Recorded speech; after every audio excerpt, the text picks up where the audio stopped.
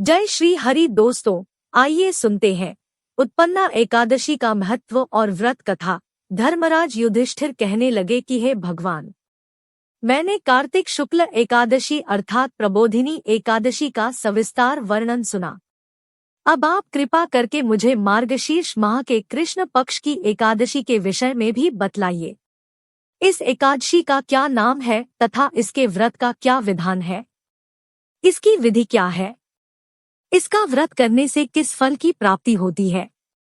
कृपया यह सब विधान पूर्वक कहिए।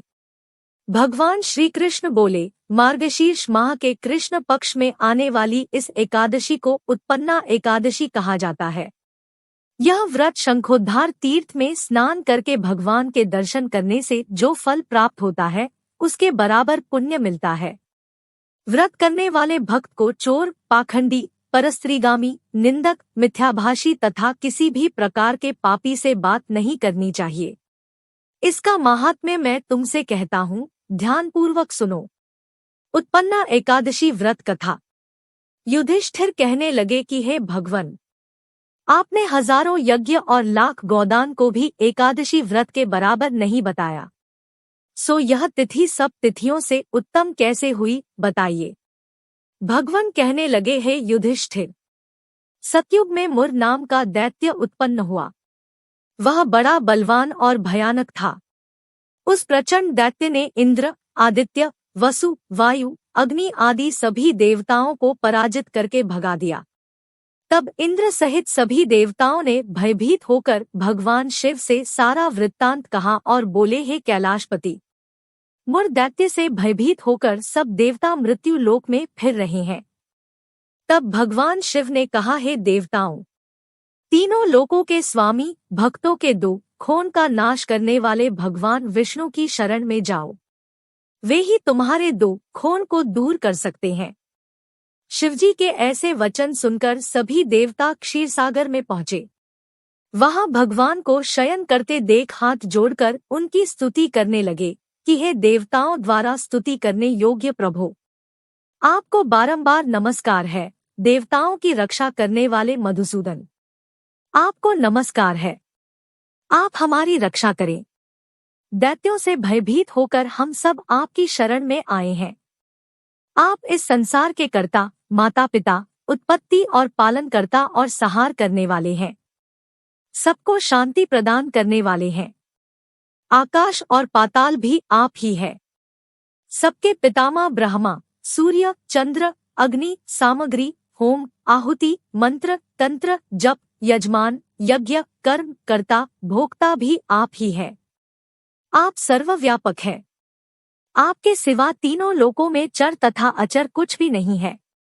हे भगवन, दैत्यों ने हमको जीतकर स्वर्ग से भ्रष्ट कर दिया है और हम सब देवता इधर उधर भागे भागे फिर रहे हैं।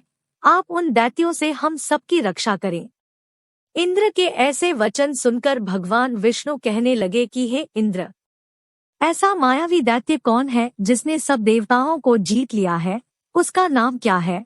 उसमें कितना बल है और किसके आश्रय में है तथा उसका स्थान कहाँ है?